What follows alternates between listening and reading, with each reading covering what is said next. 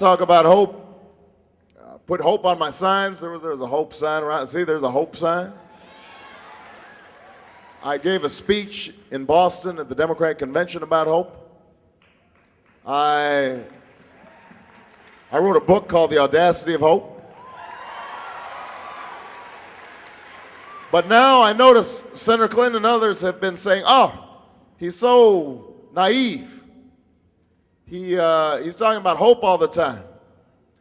He's a hope monger. He's peddling false hopes. He needs a reality check. That's what she said.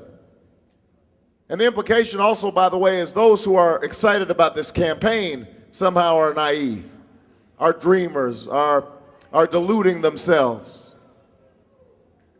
That's what some of the pundits have been writing lately. The notion is somehow there's something empty-headed about being inspired.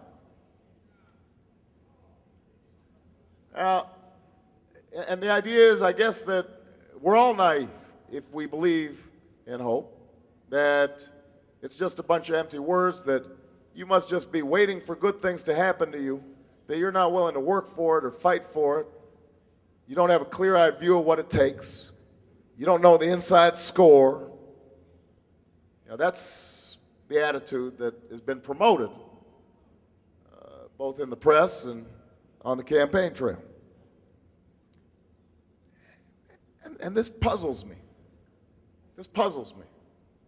We spend our whole lives caught up in being told what we can't do and what's not possible, and that children have to be poor, and race always is going to matter in this country, and there's always going to be injustice, and the economy can never work for anybody. We're fed that stuff all the time, mostly by folks who are in power and take advantage of the status quo.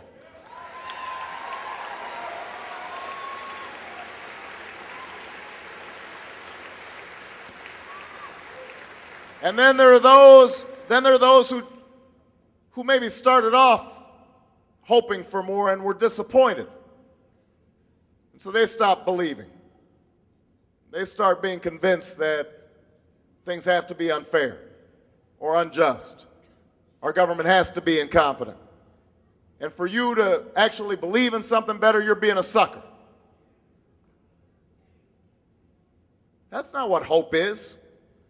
Hope is not blind optimism. Hope is not ignoring the difficulties and the challenges that stand in our way. I know how good intentions can be thwarted by the powerful. How good intentions aren't enough if they're not fortified with political power and political will. I know these things. I've seen how hard it is. But I also know this. Nothing worthwhile in this country has ever happened except somebody somewhere decided to hope. Somebody saw and imagined and tried something different.